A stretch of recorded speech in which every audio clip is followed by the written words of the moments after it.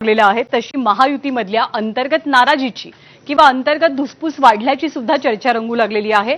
ठाण्याचं पहिलं उदाहरण सगळ्यांच्या समोर आहे, कारण ठाण्यामध्ये स्वबळावरती लढण्याच्या हालचाली या भाजप आणि शिवसेना दोघांकडून सुरू झाल्यात। त्यातच परभणीमध्ये भाजपनं थेट स्वबळावर निवडणूक लढवण्याची घोषणा केली आहे। पालकमंत्री मेघना बोर्डीकरांनी याबद्दलची माहिती दिली। बैठकांमध्ये भाजपकडून होणाऱ्या त्रासामुळे युतीतील सेनेच्या नेत्यांमध्ये मतमतांतर दिसतात। अनेक ठिकाणी भाजप नेत्यांकडून डिवचण्याचे प्रकार सुरू असल्यानं शिवसेने सुद्धा स्वबळाचे नारे जोर धरतात।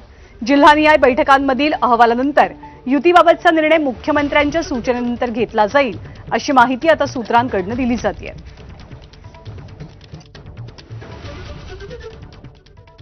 सगळ्यांना स्वबळावर लढायचे, कारण की मुख्यमंत्री देवेंद्र फडणवीस साहेबांनी जे आता 31,000 कोटी रुपयाचं पॅकेज शेतकरी बांधवांना दिलंय आणि जिल्ह्यामध्ये आज जवळपास 90% शेतकरी बांधवांच्या खात्यामध्ये पैसे जमा झालेले आहेत आणि सकारात्मक वातावरण भारतीय जनता पार्टीच्या बाजूने आहे। त्यामुळे सर्वांची इच्छा होती की पहिल्यांदा आपल्याला संधी मिळते तर भारतीय जनता पार्टी स्वबळावर लढलं पाहिजे। अंबरनाथ मधील आमचा नगरसेवक असेल, पालघर मधील आमचा जिल्हा परिषदचा अध्यक्ष असेल, त्यांना फोडून आपल्या पक्षात घेता हे चुकीचं आहे। भारतीय जनता पार्टी आमचा महायुतीतील मोठा भाऊ आहे। मोठ्या भावाने उलट आम्हाला समजून घेतलं पाहिजे, परंतु आमच्याच पक्षातील नगरसेवक गळाला लावणं आणि आपला पक्षात घेणं हे योग्य नाहीये। तर ठाणे आणि परभणी या दोन जागांवरची चर्चा तर आपल्या कानावरती पडते, पण अशा कोणकोणत्या जागा आहेत जिथे महायुतीमध्ये अंतर्गत धुसफूस किंवा स्वबळावरती लढण्याची तयारी सगळ्या पक्षांकडून केली जाते, त्यावरती आपण एक नजर टाकूया की राज्यातली अशी कोणकोणती ठिकाणं, कोणकोणत्या जागा। ठाण्यामध्ये स्वबळाची तयारी किंवा स्वबळाची भाषा भाजप शिवसेना दोघांकडून होतीये। नवी मुंबईत सुद्धा अशीच त्याचीच री ओढली जाते। कल्याण डोंबिवलीमध्ये सुद्धा स्वबळ दिसू शकतं। या पाठोपाठ पुढचं ठिकाण आहे ते म्हणजे मुंबईजवळचं मीरा भाईंदर। मीरा भाईंदरमध्ये जर का स्वबळाचा नारा दिला गेला तर आश्चर्य वाटायला नको। उल्हासनगरमध्ये सुद्धा अशाच काही कुरबुरी समोर आलेल्या आहेत। अंबरनाथमध्ये सुद्धा तेच चित्र आपल्याला पाहायला मिळतं। हे सगळं MMR रिजन, मुंबई आणि आसपासच्या ठिकाणच्या महानगरपालिका आहेत। बदलापूरमध्ये सुद्धा स्वबळाची भाषा ही प्रत्येक पक्षाकडून केली जाते। युतीमध्ये आणखी कोणत्या ठिकाणी धुसफूस दिसते तर सांगलीचं सुद्धा नाव, पश्चिम महाराष्ट्रातल्या सांगलीचं नाव यामध्ये जोडलं जात आहे। त्यापुढे सातारा, इथे सुद्धा महायुतीत धुसफूस दिसतेय।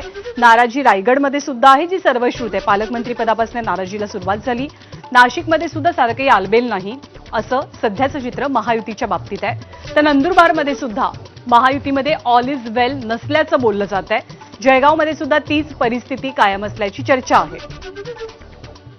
धुळ्यामध्ये सुद्धा स्वबळाचा नारा दिला जाईल किंवा पक्ष स्वतंत्रपणे निवडणुका लढवतील।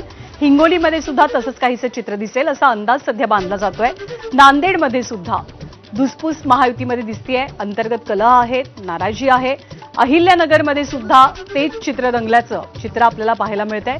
त्यामुळे राज्यातल्या अशा बऱ्याचशा नगरपालिका, महानगरपालिका की जिथे स्वबळावरती महायुती निवडणुका लढवेल अशी शक्यता व्यक्त केली जाते। या सगळ्या मुद्द्यावरनं कशी जुगलबंदी रंगलेली आहे संजय राऊत, नवनाथ बन यांच्यामध्ये ती आपण पाहूया। भारतीय जनता पक्षामध्ये संदर्भात एक फार मोठी म्हण आहे, ऐसा कोई सगा नहीं जिसको भाजपा ने ठगा नहीं, ऐसा कोई सगा नहीं जिसको बीजेपी ने ठगा नहीं। अजित पवार तो त्याच्यासोबतची झाडकी मुली आहे। संजय राऊत, तुमचा पक्ष खंडणीखोरांचा आहे आणि ठगांचा आहे, म्हणून तुम्ही गँग्स ऑफ ठगचे सरदार आहेत। मित्र पक्षाच्या पाठीत खंजीर खुपसणं तुमचं काम आहे आणि तुम्ही 2019 मध्ये भारतीय जनता पार्टीच्या पाठीत खंजीर खुपसला होता, म्हणून तुम्ही गँग्स ऑफ ठगचे सरदार आहात। इतरांवर टीका करू नका। आपण आता सोलापुरातली एक बातमी पाहिली की भाजपमध्ये जे इन्कमिंग होत आहे त्यावरनं कशी नाराजी आहे आणि राष्ट्रवादीतनं मोठ्या प्रमाणात हे इन्कमिंग होत आहे असं चित्र असताना केंद्रीय राज्यमंत्री मुरलीधर मोहोळ यांनी कालच्या एका कार्यक्रमात एक तुफान किस्सा सांगितला। तो किस्सा होता त्यांना राष्ट्रवादी काँग्रेसकडे